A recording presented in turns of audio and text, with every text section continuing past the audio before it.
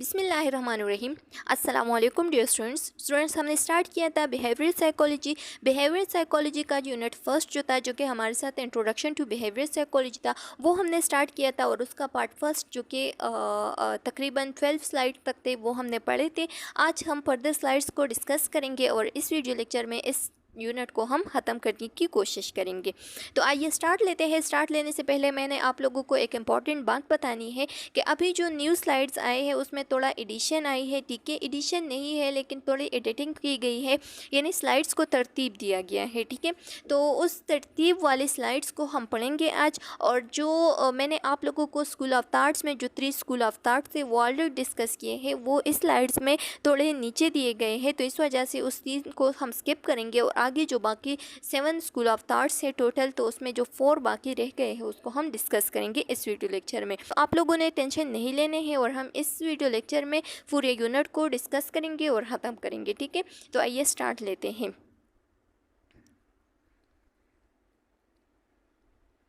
अच्छा स्टूडेंट्स, तो आज हम डिस्कस करने वाले हैं व्हाट इज़ बिहेवियर साइकोलॉजी। जैसे कि मैंने आप लोगों को पिछले वीडियो लेक्चर में भी बताया है कि बिहेवियर हमारे साथ क्या है, साइकोलॉजी क्या है, लेकिन अब हम इस स्लाइड के मुताबिक पढ़ेंगे कि बिहेवियर साइकोलॉजी क्या है। लिखा गया है कि behaviour psychology is the study of the connection between our mind and our behaviour. Behaviour psychology असल में हमारे साथ क्या है, वो स्टडी है जिसमें हम बिहेवियर और जो हमारा बिहेवियर है और जो हमारा माइंड है उसके दरमियान में जो कनेक्शन है, जब उस कनेक्शन के बारे में हम स्टडी करेंगे तो उसको हम क्या कहते हैं, उसको हम बिहेवियर साइकोलॉजी कहते हैं। कभी कभार ऐसा होता है कि हम जब बिहेवियर साइकोलॉजी का लफ्ज़ सुनते हैं, ठीक है, तो वही लफ्ज़ हमारे साथ किस चीज़ को रेफ़र कर देती है, बिहेवियरिज्म को। यानी बिहेवियरिज्म और बिहेवियर साइकोलॉजी एक ही चीज़ है।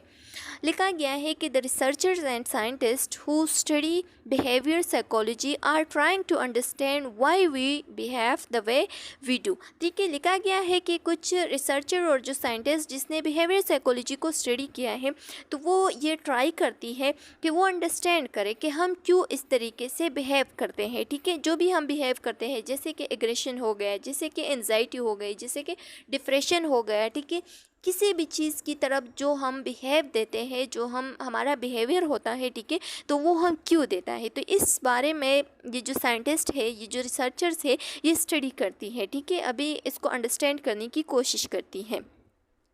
And they are concern with discovering pattern in our action and behaviour. और जो हमारे बिहेवियर में, जो हमारे एक्शन में जो कमी है, ठीक है, जिसकी वजह से हम डिस्टर्ब है, जो जिसकी वजह से हमारे इस बिहेवियर की वजह से बाकी लोग डिस्टर्ब है, ठीक है, तो ये साइंटिस्ट और ये बिहेवियर ये कोशिश करती है कि बिहेवियर साइकोलॉजी में हमें ये सिखा दे कि आप लोगों ने अपने इस नेगेटिव बिहेवियर को क्या करना है, इसको इम्प्रूव करना है, मतलब इसको हटाना है और पॉजिटिव की तरफ लाना है। ठीक है, the hope is that if we can use behavior psychology to help you predict how human will behave। अगर हम behavior psychology को क्या करेंगे, यूज़ करेंगे, ठीक है, तो उम्मीद ये है कि हमारे जो जितनी भी नेगेटिविटी है, ठीक है, अदर ह्यूमन की तरफ या अदर लोगों की बिहेवियर की तरफ या जहाँ जो हमारा नेगेटिव एटीट्यूड है, ठीक है, तो उसको हम क्या करेंगे, इस बिहेवियर साइकोलॉजी की वजह से हम ठीक कर सकते हैं।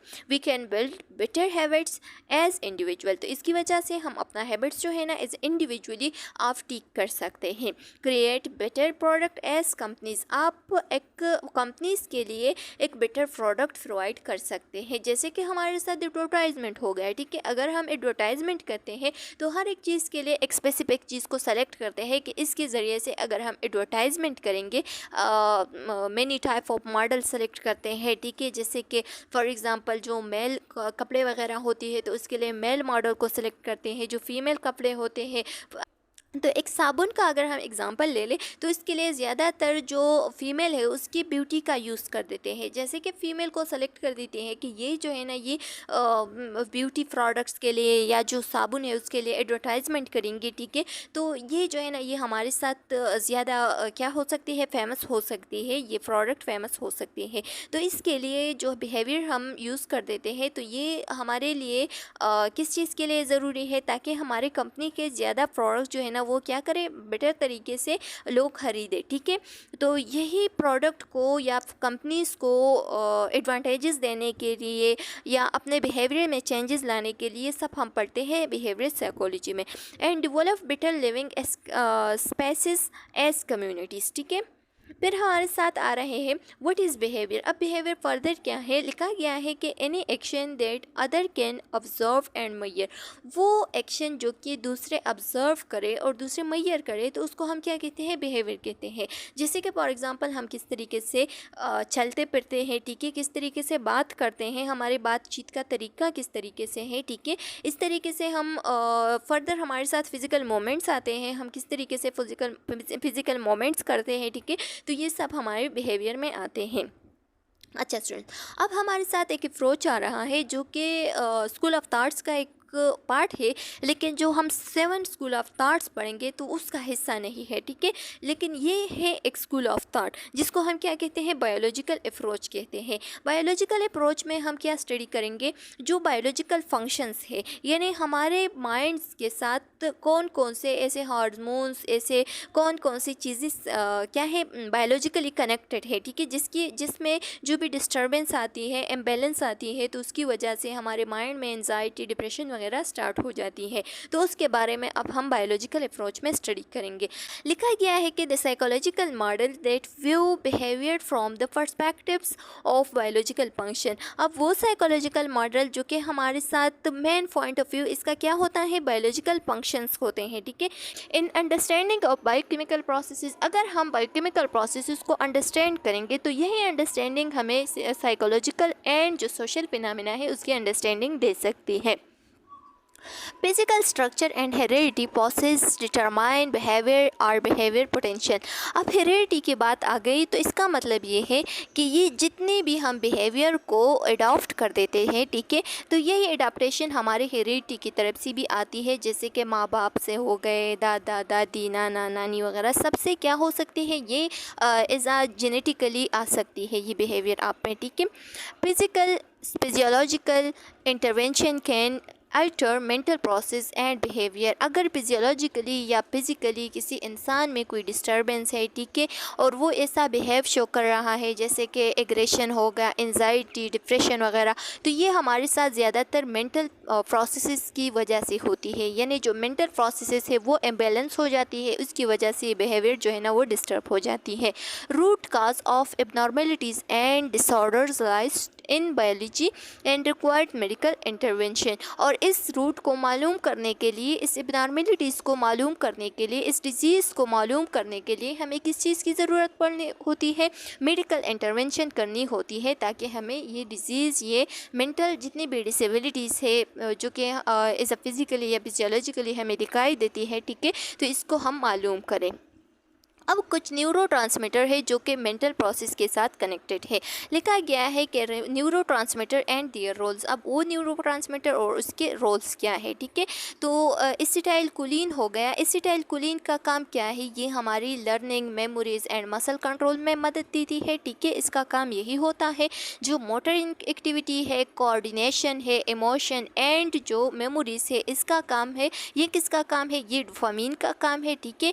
एपिनेफ्रिन का काम है इमोशन एंड स्ट्रेस। इसके साथ साथ जो गाबा, जिसको हम गामा अमाइनो ब्यूटेरिक एसिड कहते हैं, तो ये हमारे साथ एंजाइटी, अराउजल एंड जो लर्निंग है इसके बैलेंस रखती है, ठीक है।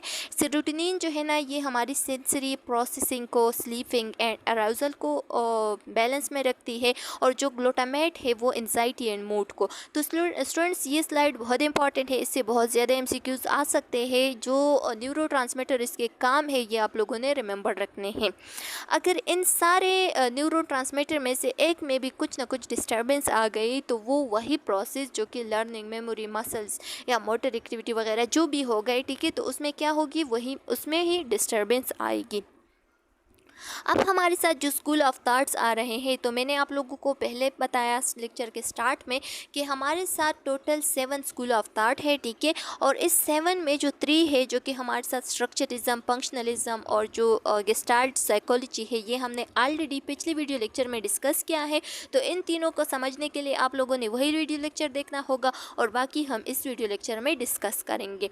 अब जो कॉग्निटिविस्ट है, कॉग्निटिविस्ट का क्या फंक्शन होता है, ठीक है। कॉग्निटिविस्ट हमारे साथ क्या है, अच्छा, अब हमारे साथ कॉग्निटिविस्ट है। कॉग्निटिविस्ट क्या है, लिखा गया है कि the psychological model that focus on how people knows. अब वो साइकोलॉजिकल मॉडल जो कि फोकस करती है किस चीज़ पे, how people knows, understand and think about the world. किस तरह से लोग दुनिया के बारे में सोचते हैं, उसको अंडरस्टैंड करते हैं और किस तरह से दुनिया को समझते हैं। अगर इसके बारे में हम स्टडी करेंगे तो ये हमारे साथ कॉग्निटिविस्ट में आती है, ठीक है, स्कूल ऑफ थॉट में आती है। The main emphasis is on how people understand the world. इसका मेन जो फोकस होता है वो इस चीज़ पे होता है कि किस तरह से लोग दुनिया को अंडरस्टैंड करती है, ठीक है। एंड दियर थिंकिंग, इसका थिंकिंग क्या है about the world, affect their responses, इसकी जितनी भी रिस्पॉन्सेज है वही इस थिंकिंग के बारे में, या इस जो इसकी थिंकिंग है, ठीक है, इसकी थिंकिंग एक्टिविटी जो है ना, उसके रिस्पॉन्सेज को, इसके बिहेवियर को अफेक्ट कर देती है। How it may lead to positive or negative psychological consequences and even health related outcomes, ठीक है। और किस तरीके से या किस तरफ से ये इंसान अपनी जो साइकोलॉजी है, जो बिहेवियर है, वो किस तरफ से लीड कर देती है, नेगेटिव की तरफ या पॉजिटिव की तरफ। And even health related outcome, और इसके साथ साथ इसमें हेल्थ रिलेटेड आउटकम भी आते हैं, जैसे कि फॉर एग्जांपल सिगरेट स्मोकिंग हो गया। ये जितनी भी डॉक्टर, नर्सेज वगैरह है, इन सबको पता होता है कि स्मोकिंग जो है ना वो हेल्थ के लिए कितना ख़तरनाक है, ठीक है, टॉक्सिक है, ठीक है। लेकिन फिर भी ज़्यादातर डॉक्टर्स जो है ना वो स्मोकिंग करती है। क्यों करती है, तो ये अपना बिहेवियर जो है ना वो पॉजिटिव की तरफ इम्प्रूव नहीं करते, बल्कि क्या कर देते हैं, बल्कि वही अमल कर देते हैं जो कि उसके हेल्थ के लिए डेंजरस है, ठीक है। सच प्रोसेसेस इंक्लूड परसेप्शन, इसमें जो कॉग्निटिविस्ट है उसमें परसेप्शन भी आती है, मेमोरीज भी आती है, थिंकिंग भी आती है, प्रॉब्लम सॉल्विंग भी आती है, इमेजिनिंग एंड लैंग्वेज भी आती है। अब स्टूडेंट्स फिर हमारे साथ आता है बिहेवियरिज्म। बिहेवियरिज्म हमारे साथ एक ऐसा स्कूल ऑफ थॉट है जिसके 2 मेन ऐसे टर्मिनोलॉजीज़ है जिसमें हम मेन फोकस देती हैं। एक है हमारे साथ स्टिमुलस और दूसरा है रिस्पॉन्स। स्टिमुलस और रिस्पॉन्स का मैं एग्जांपल देती हूँ आप लोगों को कि अगर हमारे साथ एक बच्चा है और वो स्कूल चला जाता है, ठीक है, तो उसको अभी पता नहीं है कि स्कूल में टीचर को किस तरीके से रिस्पेक्ट देना है, ठीक है, किस तरीके से टीचर से बात करनी है। इवन के क्लास में अगर टीचर आ जाता है तो उसको हम ज़्यादातर स्टैंड अप हो जाते हैं, ठीक है। तो ये एक रिस्पेक्ट है, ठीक है, एक पॉजिटिव बिहेवियर है। अब एक बच्चा है और उसको पता नहीं है, उसका स्कूल में एक पहला दिन है, ठीक है, और टीचर क्लास में आता है, वो बाकी बच्चों को देखता है। तो बाकी बच्चे जब स्कूल में, जब क्लास में टीचर एंटर हो जाता है, ठीक है, तो बाकी बच्चे क्या कर देता है, वो टीचर के लिए खड़े हो जाते हैं। तो वही बच्चा पहले दिन तो नहीं करेगा ये रिस्पॉन्स, ठीक है, दूसरे दिन वो थोड़ा कोशिश करेगा कि वो भी जब टीचर आएगा तो वो क्या होगा, वो खड़ा हो जाएगा। इसी तरीके से उसका जो रिस्पॉन्स है उसमें उसका जो बिहेवियर है उसमें क्या आएगा, उसमें पॉजिटिव इफेक्ट आएगा, ठीक है। और वो क्या करेगा, वो अपने बिहेवियर में एडॉप्टेशन लाएगा और जब भी टीचर पे क्लास में आता है तो वो खुद ब खुद क्या हो जाता है, खड़ा हो जाता है, ठीक है, वो स्टैंड अप कर देता है। तो इसी तरीके से हम रिस्पॉन्स और स्टिमुलस की बात करेंगे। बिहेवियरिज्म में लिखा गया है कि the psychological model that focus on the ओर्ट, वो बिहेवियर जो कि हमारे साथ ऑब्जर्वेबल होता है, अगर उस पर हम फोकस करेंगे तो ये हमारे साथ इस साइकोलॉजिकल मॉडल यानी बिहेवियरिज्म में आता है। This is a psychological approach that considers the relationship between behavior and environmental stimuli as the focus of study। लिखा गया है कि ये हमारे साथ वो साइकोलॉजिकल अप्रोच है जो कि मेनली इसका जो फोकस होता है या स्टडी होती है तो वो किस चीज़ के बारे में होती है, relationship between behaviour and environment, ठीक है। The model emerge is a reaction of the earlier approaches that emphasize the significance of of hidden underline determined free determined forces. लिखा गया है कि ये जो मॉडल है, जो बिहेवियरिज्म है, ये असल में हमारे साथ किस चीज़ को ज़्यादा रिएक्शन देती है या जोर देती है, किस चीज़ पे, जो अर्लियर मॉडल के जो हिडन अंडरलाइन एंड जो फ्री डिटरमाइंड फोर्सेस है। ठीक है, अब स्टूडेंट्स, अब हमारे साथ दूसरा जो मॉडल आता है तो वो है the law of effect. Law of effect में हम क्या पढ़ते हैं? Any response that lead to an outcome that is satisfying for an organism is likely to be repeated. लिखा गया है कि वो मॉडल जो कि हमारे साथ इस मॉडल में हम क्या पढ़ते हैं कि वो रिस्पांस जो कि हमें पॉजिटिव एंड सेटिस्फाइंग आउटकम देता है, ठीक है, जिससे लोग खुश हो जाते हैं, जिससे हमें रिवॉर्ड मिलता है, तो उस चीज़ को हम क्या करते हैं? उसको हम पॉजिटिव रेनफोर्समेंट कर देते हैं, यानी बार बार उसको रिपीट करते हैं। और वो चीज़ जो कि हमें सेटिस्फाइंग नहीं देते, ठीक है, हमें सेटिस्फाई नहीं करते और आउटकम भी अच्छा नहीं देता, नेगेटिव आउटकम देता है, नेगेटिव रेनफोर्समेंट, तो उसको हम क्या करेंगे? उसको हम रिपीट नहीं करेंगे। तो नेक्स्ट हमारे साथ आ रहा है साइकोडायनामिक अप्रोच। साइकोडायनामिक अप्रोच हमारे साथ सिगमंड फ्रॉइड ने पेश किया था। ठीक है, लिखा गया है कि the approach concentrates on the belief that behaviour is motivated by the inner forces.